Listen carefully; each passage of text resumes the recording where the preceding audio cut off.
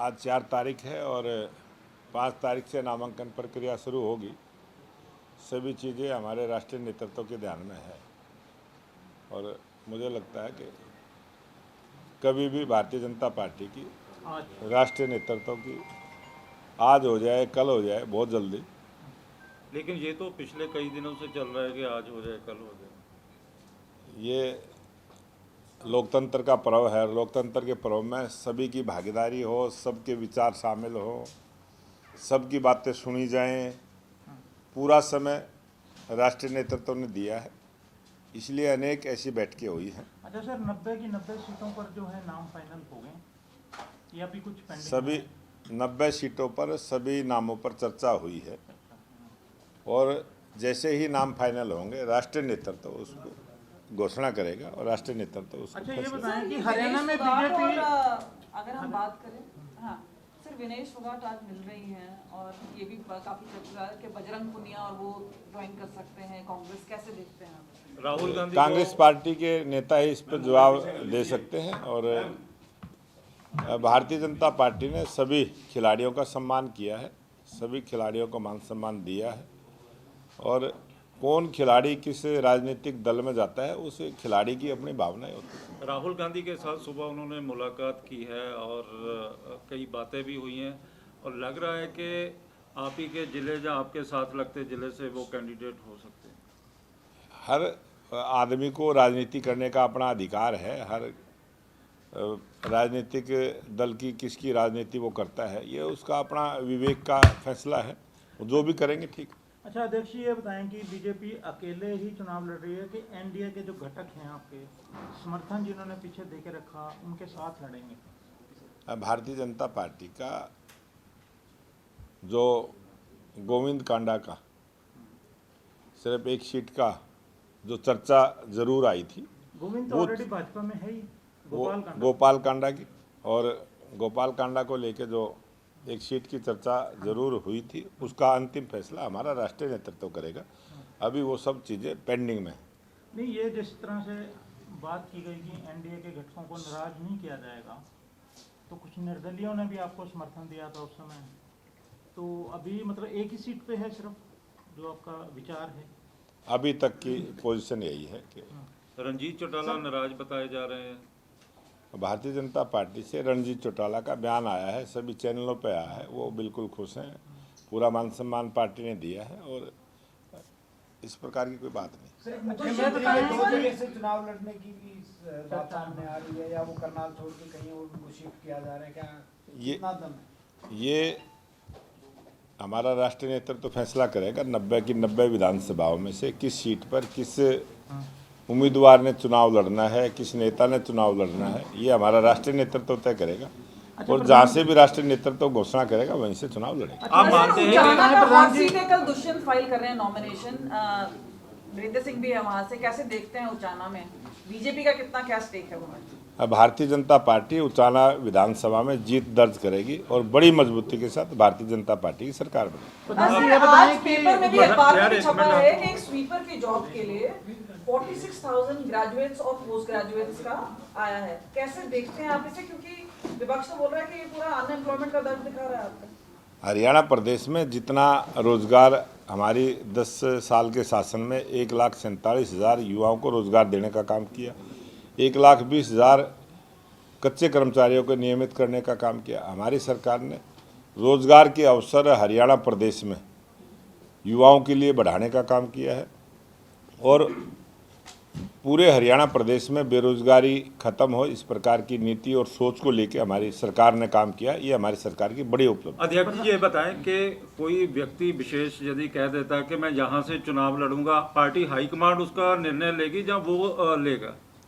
हमारा राष्ट्रीय नेतृत्व हर चीज़ का फैसला करता है और व्यक्ति विशेष पार्टी में शामिल होता है और जब शामिल होता है तो इसी कंडीशन पे होता है कि वो पार्टी के लिए काम करे। जैसे सीएम साहब कह रहे हैं कि मैं करनाल से लड़ूंगा, तो उनकी उम्मीदवारी क्या पार्टी हाईकमांड तय करेगी या सीएम साहब अपने आप करेंगे? 100% सभी की उम्मीदवारी हमारा राष्ट्रीय नेतृत्व तय करता है। केंद्रीय चुनाव समिति की बैठक के बाद जो निर्णय होगा वो अंतिम निर्णय। अच्छा, ये बताएं कि कैंडिडेट्स के चयन में आधार क्या रखा गया, क्योंकि कई जो आपके एमएलए जीते बहुत कम जो वोट से पिछली दफा जीते हैं, क्या इस दफा उनके जो आधार हमने चयन का रखा, क्योंकि आप उस सारी प्रक्रिया का हिस्सा रहे। और दूसरी बात यह है कि मीडिया में जिस तरह से चल रहा है कि कई विधायकों का चुनाव टिकट कट सकता है, इन बातों में कितना दम है? हमारा राष्ट्रीय नेतृत्व हर विचार करता है, हर एंगल से विचार करता है। बहुत सारे सर्वे होते हैं, बहुत सारी ओपिनियन कार्यकर्ताओं की होती हैं, समाज के लोगों की होती हैं। सभी जानकारियाँ राष्ट्रीय नेतृत्व के पास होती हैं और सभी पर ध्यान में रखते हुए, जीत की संभावनाओं को देखते हुए हम राष्ट्रीय नेतृत्व आप लोगों ने उसको रिपोर्ट इस बार ऐसा भी पार्टी और कांग्रेस के बीच में गठबंधन की जो चर्चा चल रही है उसको बीजेपी किस तरह से देखती है? क्या ये नुकसानदेह होगा या फायदेमंद? इसके साथ ही मेरा एक और सवाल जो है। भी हरियाणा प्रदेश में होगा वो भाजपा के फायदे में होगा, नुकसान में कुछ भी नहीं होगा, क्योंकि हरियाणा प्रदेश की जनता ने मन बना लिया है कि आने वाली सरकार भाजपा की होगी। और जिस प्रकार से केंद्र में तीसरी बार भारतीय जनता पार्टी की सरकार बनी है, उसी प्रकार से हरियाणा प्रदेश में भी लोकप्रिय प्रधानमंत्री नरेंद्र मोदी जी के मार्गदर्शन में भारतीय जनता हरियाणा में पार्टी एनडीए वर्सेज इंडिया स्पष्ट बहुमत की सरकार हरियाणा में बनने जा रही है। हरियाणा में इंडिया गठबंधन और एनडीए गठबंधन के बीच आप लड़ाई देख पा रहे हैं आने वाले? ये गठबंधन लोकसभा में भी हुआ था, उसका रिजल्ट देश की जनता ने दिया। और हरियाणा प्रदेश की जनता तो एक तरफा वातावरण भारतीय जनता पार्टी के लेकिन पक्ष में। कांग्रेस कह रही है कि बीजेपी की इनफाइटिंग के बारे में, क्योंकि अक्सर कांग्रेस की इनफाइटिंग के बारे में बात की जाती है, पर इस बार चुनाव में बीजेपी की इनफाइटिंग की बात आ रही है। भारतीय जनता पार्टी का प्रत्येक कार्यकर्ता एक विचार को लेकर राजनीति करता है, समाज के लिए काम करता है, राष्ट्र के लिए काम करता है। हरियाणा मजबूत हो, इसी काम में भारतीय जनता पार्टी के कार्यकर्ता लगे हैं।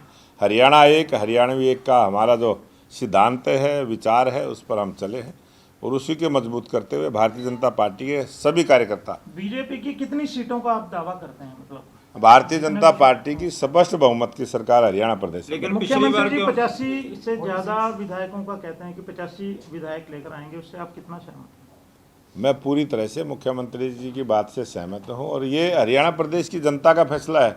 उन्होंने फैसला ले लिया कि आने वाली सरकार भाजपा की। तो अध्यक्ष जी ये बताएं कि आपने फैसला क्षेत्रीय दलों को कैसे देखते हैं, उनका क्या जनाधार मानते हैं? क्षेत्रीय दलों का अपना जनाधार होता है और वो आने वाला चुनाव का जो रिजल्ट होगा वो उसमें पता चलेगा। अच्छा, ये बीजेपी विकास के मुद्दे की बात करती है और इसके अलावा इन चुनाव में बीजेपी किन मुद्दों के साथ जो है उतरेगी चुनाव में? भारतीय जनता पार्टी की सरकार की 10 वर्षों की उपलब्धियां, किसानों को सम्मान की बात हो, युवाओं के रोजगार की बात हो, महिलाओं के अधिकार की बात हो, गरीब कल्याण की योजनाओं की बात हो और प्रदेश में जिस प्रकार से चहुमुखी विकास हुआ है, किस प्रकार से जो आज आप पूरे हरियाणा प्रदेश में देखोगे प्रत्येक जिला 4 लेन मार्ग से जोड़ा गया है, प्रत्येक जिला राष्ट्रीय राजमार्ग से जोड़ा गया है, किस प्रकार से प्रत्येक 20 किलोमीटर पर महिला कॉलेज बनाने की बात हो, शिक्षा पे, स्वास्थ्य पे और सुरक्षा पे जो हमारी सरकार ने काम किए हैं, उन सब उपलब्धियों को लेकर हम जनता के बीच में जाएं। अच्छा, ये बताएं, आपने कहा कि कैंडिडेट का चयन जो है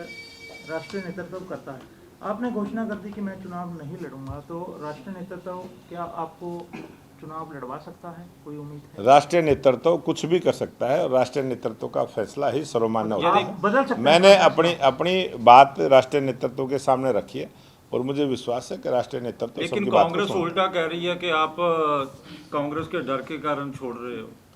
अब जिस सीट से मैं विधायक हूं वहां से भारतीय जनता पार्टी मजबूत स्थिति के साथ कमल का फूल वहां से खिलेगा। पहली बार कमल का फूल खिला था और ये भारतीय जनता पार्टी के संगठन की सीट राय विधानसभा बनेगी। ये आने वाला चुनाव का रिजल्ट बताएगा। अध्यक्ष जी, रीडवाल बेल्ट में राव इंद्रजीत को अब तवज्जो दिया जाएगा, उनकी पसंद से कैंडिडेट डिक्लेयर होंगे, ऐसी आज कुछ मीडिया रिपोर्ट्स हैं, इस पर आप क्या कहेंगे? भारतीय जनता पार्टी जातिवाद से, क्षेत्रवाद से, परिवारवाद से हटके राजनीति हम करते हैं और सभी नेताओं को सम्मान देते हुए, सभी बात का सम्मान रखते हुए भारतीय जनता पार्टी का शीर्ष नेतृत्व फैसला लेता है और उसमें सबको सम्मान मिलेगा। हरियाणा एक, हरियाणा लेकिन इस दफे पार्टी ने परिवारवाद को, जिस तरह से बड़े नेता हैं आपके, उनके बच्चों के टिकट देने पर राजी हो रही है। टिकट मांगना सबका अधिकार है, प्रत्येक कार्यकर्ता को टिकट मांगना चाहिए और टिकट मांगना सबका अधिकार है और सभी का सम्मान करते हुए हम सभी की बात पार्टी आपकी परिवारवाद के बेसिकली विरोध में रही है। आप क्योंकि इस बात को लगातार 10 साल के दौरान और केंद्र में भी कहते रहे, परिवारवाद तो कांग्रेस इशू नहीं पे रहेगा। प्रहार भी करते रहे कि ये परिवारवाद कर रही है।